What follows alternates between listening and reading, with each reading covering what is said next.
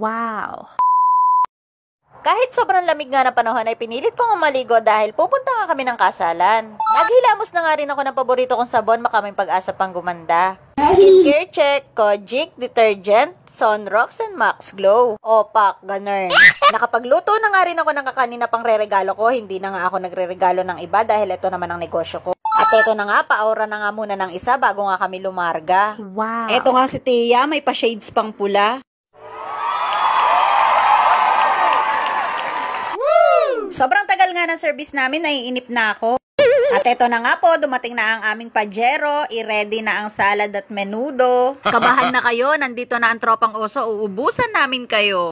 Nag-umpisa na nga kaming maglakad at pinauna ko na nga ang dalawang bata. Nagmamadali nga rin kaming dalawa ni Tia Helen sa pagbaba dahil meron nga kaming kasalubong. At eto na nga, kakaunti pa lang ang nalalakad namin ay nagkapunit-punit na nga ang pantalon ko. Nagkakatawanan na nga lang kaming dalawa ni Tia dahil hinihinga lang kaming pareho. Medyo makipot nga yung daan dito sa part na to dahil medyo mataas nga yung lupa sa gilid. Tumabi nga kami sandali dahil meron nga kami nakasalubong na kalaban. Ay siya, manuwag nang ikay gawin kong corn beef. Habang papalapit nga po kami ng papalapit ay patarik naman ang patarik itong dinadaanan namin. Eto nga si Tia Helen, nagpapakitang gilas ba? Abay, syempre madali lang dahil pababa.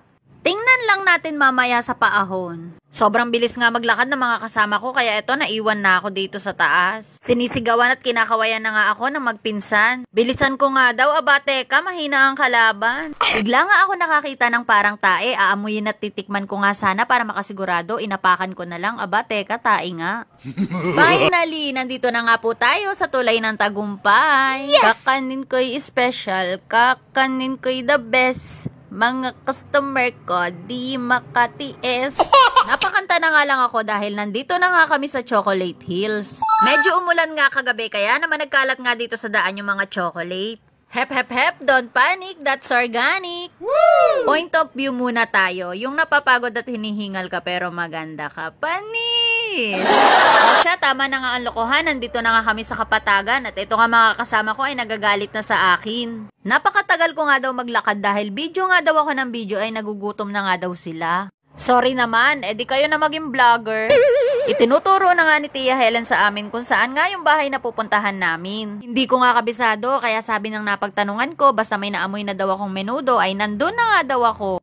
Maglakbay tayo, kaibigang Tom Sawyer. Nakikita mo na ba ang nakikita ko, B1? Oo, B2.